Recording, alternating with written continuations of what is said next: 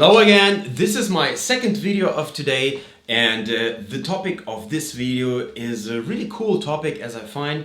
It's about what bow strokes are the most important and the ones you really should keep an eye on, focus on and practice really good through your entire life. You will need these strokes, and all the other strokes, well, they are good to practice, they are good to know. It will widen your horizon, but they are not necessarily that important for everything you're gonna do in future probably.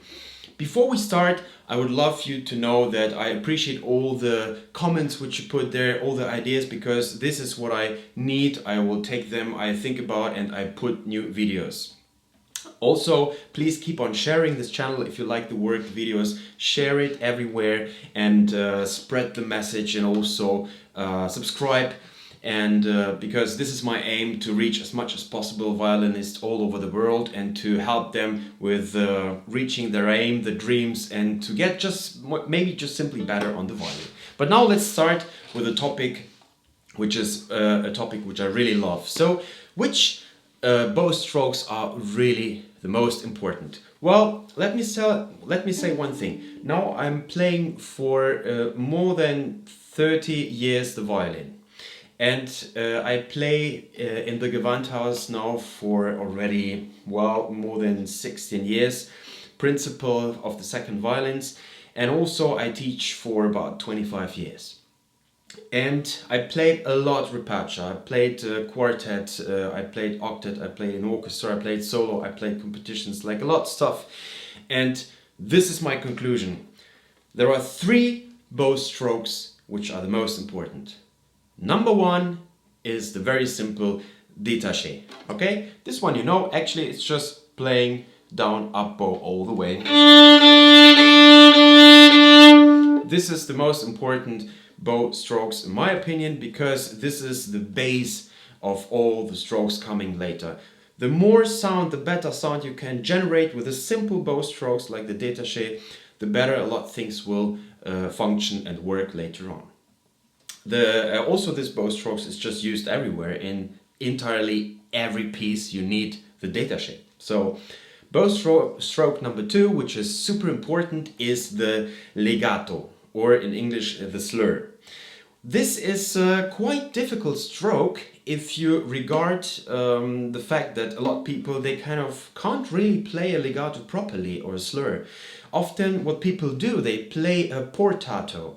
But the portato is really specifically, there is always a mark where to play portato and where not. But still people, they kind of are, this nature of playing a good slur is getting more and more lost. So a legato, watch out and check yourself, take a smartphone and record yourself to make a nice video analyze, what I always recommend, and play slurs. Specifically if you practice the scales, okay? Just really check and focus on the sound that you really play a slur, so that the bow is kind of playing only one note. And this is the difficulty often for a lot of people, what I figured out, students, professionals, whomever, that they start to divide a little bit in between. They play something like this, but it should be specifically when you cross the strings. And the other difficulty of playing a good legato, specifically if you have two packages, let's say, and then you need to change the bow. There is a little trick. If it comes to change either at the top or at the bottom, check that you don't lose speed and weight. So when it comes to the bow change, specifically there, put the focus that you kind of add a little bit more of speed and just a little bit more of weight, and then it will work immediately better. So it sounds like this. Because the aim of slurs is, of course, that it sounds like a never-ending sound, okay? It's not like the détaché, no, it's like the opposite. So it should be like all the notes, they should go super hand in hand, like a huge big family or whatever, okay? So number 2 of the most important strokes is the slurs, the legato. And number 3, of course, in the top 3 is the spiccato. And the spiccato, I would put it that way: if someone wants to know how to play a good martelé or a good sautille, these two things, for example, they should be practiced after you are already good with the spiccato, with a normal spiccato. I mean, not the slow one, just the very simple like this. Okay, so how to practice the spiccato, check the video. I put a video on this topic already.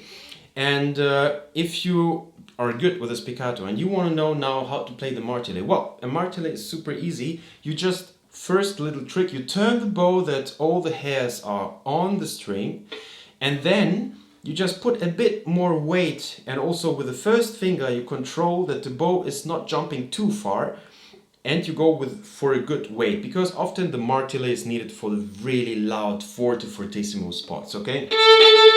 So we have the spiccato,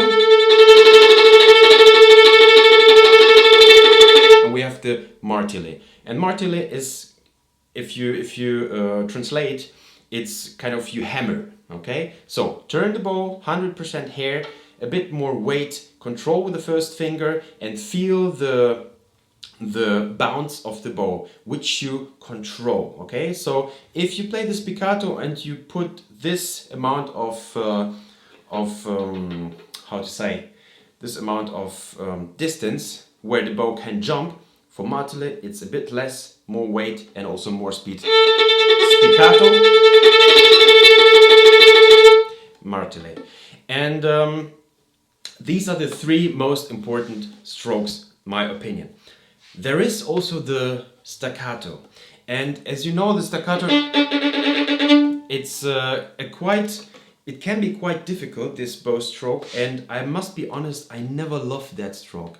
And also what I know from history is that, sorry, my shoulder rest disappeared, is that the staccato, the stroke, it came really late in the history. And often, you know, also this fact that if you have a staccato spot, you can really play it also spiccato.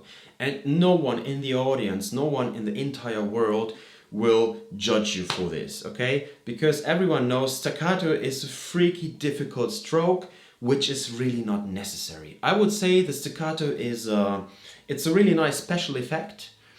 But do we need it? Well, I recommend you to practice this. I recommend you to keep on practicing the staccato, but feel free whenever to change into the spiccato if something is not working well, even if it's written. But I know from my knowledge and from all my experience, the spots in the entire music repertoire, they are so just a few compared to the amount of spots, spiccato, legato, détaché.